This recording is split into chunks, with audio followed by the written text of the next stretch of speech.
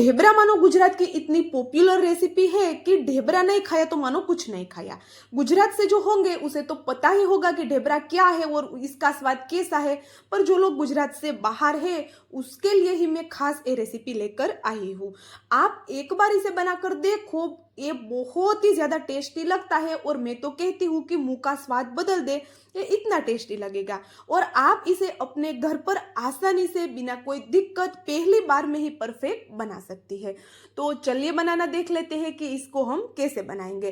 तो सबसे पहले तो यहाँ पर क्या करेंगे, एक यहाँ पर ऐसा छोटा सा लौकी का टुकड़ा लेंगे और उसको अच्छे से छिल के इसको हम बारीक होल वाले कद्दूकस से कद्दूकस करेंगे। तो यहाँ पर जो लौकी है वो हमें कच्ची वाली यानी कि वो जो सॉफ्ट लौकी आती है वो ही हमें लेनी है।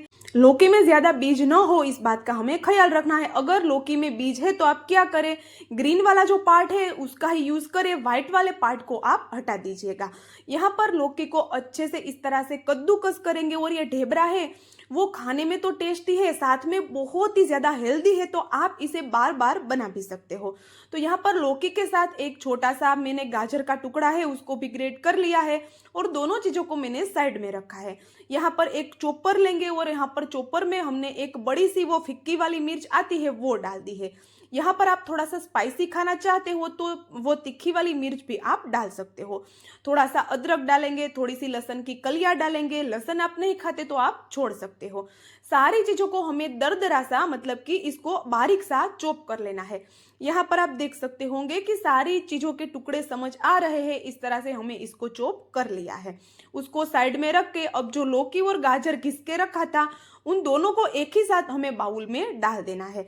यहाँ पर आपके पास गाजर भी नहीं है तो आप गाजर को भी स्किप कर दीजिए, यहाँ पर सिर्फ आप लौकी से भी इसको बना सकते हो। पर आज हम इसमें थोड़ी सी और सब्जियां डालेंगे तो इसमें मैंने 2 चम्मच जितनी बारीक काट के पत्ता गोभी डाल दी, एक छोटा सा प्याज डाला। प्याज भी आप नहीं खाते तो बिना दिक्कत इसे आप छोड़ सकते हो। यहाँ पर थोड़ी सी फ्रेश वाली मेथी डाल दी, यानी कि जो मेथी के पत्ते होते हैं उसको हमने बारीक काट के डाल दिया है। यहाँ पर एक मुट्ठी जितना हरा धनिया भी हमें डाल देना है। हरा धनिया है वो उसकी क्वांटिटी है वो थोड़ी सी ज्यादा रखेंगे, उसका टेस्ट यहाँ पर बहुत अच्छा आता है। और आपके पास फ्रेश मेथी के पत्ते ना हो तो क्या करें, कसूरी मेथी 1 चम्मच जितनी डाल सकते हो। अब यहाँ पर 2 चुटकी जितनी चीनी डालेंगे, चीनी जरूर से डालनी है, उससे इसका टेस्ट है वो बहुत ही ज्यादा अच्छा आएगा।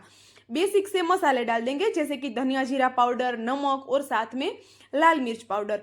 लाल मिर्च पाउडर आपको जितना तीखा चाहिए उस हिसाब से आप डाल सकते हो। बस अब इसमें ये जो रेसिपी है इसमें अब ज्यादा कुछ मसाले हमें नहीं डालने हैं। अब जितने भी हमने मसाले डाले उसको अच्छे से हाथों की मदद से इस सब्जियों के साथ हमें मसलना है ताकि जो सब्जियों में पानी है वो अच्छे से छूट जाए और साथ में सब्जियां है वो भी थोड़ी सी सॉफ्ट पड़ जाए ताकि हमें नाश्ता आगे बनाने में दिक्कत न आए। तो यहाँ पर सब्जियों का सॉफ्ट पड़ना थोड़ा सा जरूरी है। तो अगर आप चाहो तो सब्जियों को थोड़ी देर मसालों के साथ छोड़ सकते हैं, यानी कि 5-1 मिनट तक आप इसको छोड़ देंगे तो ये बहुत ही अच्छे से सॉफ्ट पड़ जाती है।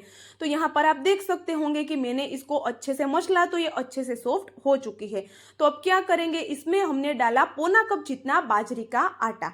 बाजरी का जो नॉर्मल आटा हर जगह पर मिलता है वो ही आटा यहाँ पर हमें डालना है।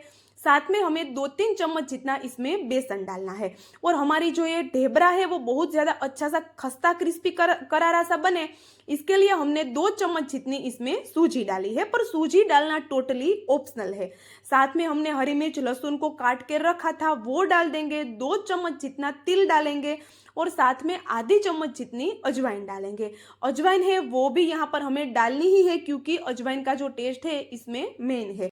अब यहाँ पर डालेंगे 1 नींबू का जूस। तो यहाँ पर हमने नींबू का जूस भी डाला, साथ में जो बाजरी का आटा है उसका टेस्ट बैलेंस करने के लिए हमने यहाँ पर जो चीनी डाली उससे हमारा जो ये ढेबरा बनेगा बहुत ही ज्यादा टेस्टी बनेगा। तो आप चीनी है वो जरूर से डालिएगा बिना इसे स्किप किए। तो यहाँ पर क्या करेंगे, अब सारी चीजों को अच्छे से मिक्स करेंगे। यहाँ पर आप इसे पहली बार बना रहे हो तो क्या करना, थोड़ा थोड़ा आप इसमें आटा डालते जाइए, यानी कि बाजरी का आटा डालते जाइए। बेसन वो सूजी है वो आप एक ही बार में डाल दीजिएगा, पर बाजरे का आटा आप थोड़ा थोड़ा डालते रहिए और इसको अच्छे से मिक्स करते रहिए जब तक कि ऐसा थोड़ा सा सॉफ्ट सा आटा न लग जाए, तब तक यहाँ पर आपको बाजरे का आटा डालना है। पर मैं तो इसे बार बार बनाती रहती हूँ, तो मैंने एक ही बार में आटे को डाल के इस तरह से इसको मिक्स कर लिया और परफेक्ट हमारा आटा बन भी गया। तो अब हम इससे ढेबरे बनाएंगे। तो क्या करेंगे, थोड़ा सा यहाँ पर हम बटर डालेंगे। आप घर में जो मक्खन है वो भी ले सकते हो। साथ में मक्खन जल ना जाए, यानी कि बटर जल ना जाए, इसलिए थोड़ा सा हम इसमें तेल डालेंगे। आप चाहो तो यहाँ पर प्रॉपर इसे घी से भी बना सकते हो। थोड़ा सा तिल डालेंगे और यहाँ पर मैं आपको बहुत सिंपल वर्जन में मैं आपको सिखा रही हूँ कि आप इसे पहली बार में ही परफेक्ट बना लो। तो यहाँ पर क्या करेंगे, जो तवा था उसमें थोड़ा सा तिल डालेंगे। एक कटोरी में इस तरह से साइड में पानी रखेंगे और हाथों को गीला करके इस तरह से छोटे छोटे हम इसमें से, यानी कि थोड़े नींबू साइज के यहाँ पर हम इसको पेड़े इसके बना लेंगे। अब इस पेड़े को सीधा हमें तवे के ऊपर रखना है और इस तरह से हाथ है हमारा, उसको गीला करते जाना है और अच्छे से इस तरह से हमें इसको एक छोटा सा ढेबरे का शेप दे देना है। यदि आप चाहो तो थोड़ा सा सूखा आटा चकले बेलन पर, मतलब कि चकले पर रख कर उसके ऊपर भी इसका शेप दे सकते हो और बाद में तवे के ऊपर डाल सकते हो। पर यहाँ मैं आपको बहुत आसानी से बता देती हूँ, तो इस तरह से आप बहुत आसानी से घर पर बना लोगे। तो ये बहुत सिंपल है, बहुत आराम से बन जाता है। और जब यहाँ पर हम ढेबरे को फैला रहे हैं, तब गैस की फ्लेम को हमें स्लो रखना है ताकि हम इसको अच्छे से सेट कर पाए। यहाँ पर आप देख सकते होंगे कि छोटी छोटी साइज के और थोड़े मीडियम थिक से हमने ढेबरे बना लिए हैं। अब क्या करेंगे, ऊपर से और थोड़ा सा तिल डालेंगे। अच्छे से इस तरह से हम इसको सेट कर लेंगे, यानी कि तिल को थोड़ा सा प्रेस कर लेंगे तो तिल निकलेंगे नहीं। अब हम इसको अच्छे से हमें इसको सिकने देना है। तो यहाँ पर बार बार हमें इसे पलटते नहीं रहना है। एक ही बार अच्छे से सिक जाए, मतलब कि एक ही बार में अच्छा सा गोल्डन हो जाए, उसके बाद ही हमें इसकी साइड चेंज करनी है। यहाँ पर आप इसका कलर देख सकते हो, बहुत ही ज्यादा अच्छा आया है और ये खाने में बहुत ही ज्यादा क्रिस्पी खस्ता लगता है। मतलब कि खाने में जैसे कि मुंह में रखो और पिघल जाए, इस तरह से बनता है। और स्वाद तो इसका क्या ही मैं आपको बताऊं, आप जब इसे बनाओगे तभी आपको इसका स्वाद पता चलेगा। मैं आपको नजदीक से इसका कलर बताऊं तो आप देख सकते होंगे कि देखकर ही आपके मुंह में पानी आ जाए, इतना एक कलर, मतलब के कलर में अच्छा बनता है। तो यहाँ पर दोनों साइड इसी तरह से अच्छे से क्रिस्पी हो जाए, तब तक हम इसको सेक लेंगे। तो क्या करना है, गैस की फ्लेम को हमें मीडियम रखकर इस तरह से दोनों साइड उलटते पलटते अच्छे से हमें इसको क्रिस्पी हो जाने तक सेक लेंगे। और हाँ, मैं आपको याद दिला दूं कि आपने मेरा वीडियो यहाँ तक देख लिया हो, उसमें आपको कुछ भी थोड़ा सा भी अगर पसंद आया हो तो प्लीज वीडियो को लाइक शेयर, और चैनल पर आ ही गए हो तो प्लीज चैनल को सब्सक्राइब करके मुझे थोड़ा सा सपोर्ट जरूर कर दीजिएगा।